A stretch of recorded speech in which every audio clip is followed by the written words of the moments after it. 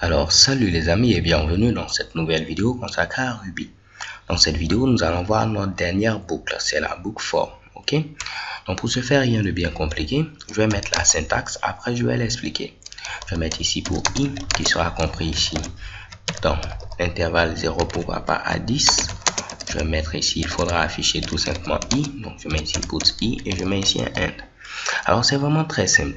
Je dis à ce niveau, lorsque vous voyez ici ce Mitsubishi 0.2.2.10, cela veut dire toutes les valeurs qui sont comprises entre 0 et 10. Donc on aura 0, on aura 1, on aura 2, on aura 3, on aura 4, ok, on aura 5, on aura 6, on aura 7, on aura 8, on aura 9 et on aura 10.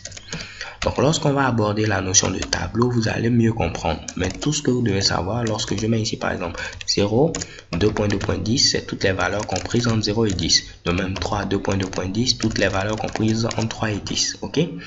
Donc là, le fameux for nous permet de pouvoir passer sur une séquence de valeurs. Je vais dire que pour chaque i que tu vas apprendre dans cet intervalle-là, on met ici notre fameux do et ensuite le bloc d'instruction. Tu m'affiches ici i. Donc il va venir ici, il va afficher ici 0.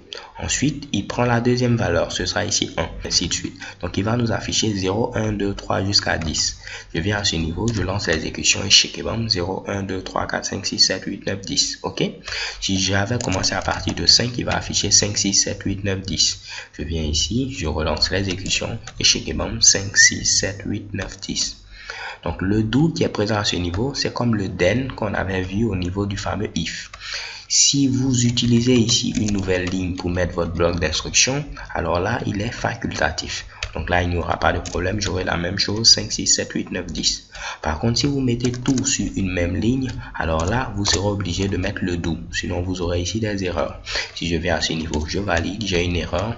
Mais lorsque je rajoute mon do, je n'aurai plus d'erreur. Et chez Kebam, j'aurai 5, 6, 7, 8, 9, 10. Donc le do qui est présent à ce niveau, c'est un peu comme notre then qu'on avait au niveau ici du fameux bloc if.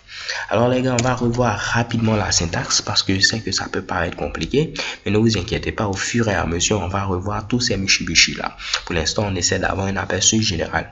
Donc pour utiliser la boucle for, je mets ici for, ensuite je mets ma variable i. On va prendre ici notre valeur au niveau d'une séquence de valeurs. On va générer une valeur entre 100 et pourquoi pas ici 110. Ok. On va afficher ici la valeur de i, pourquoi pas plus 2. Et là, je mets ici end. Donc là, il va afficher quoi? On va commencer à 100, on va afficher 102. On va commencer à 101, on affiche 103, ainsi de suite. Ok?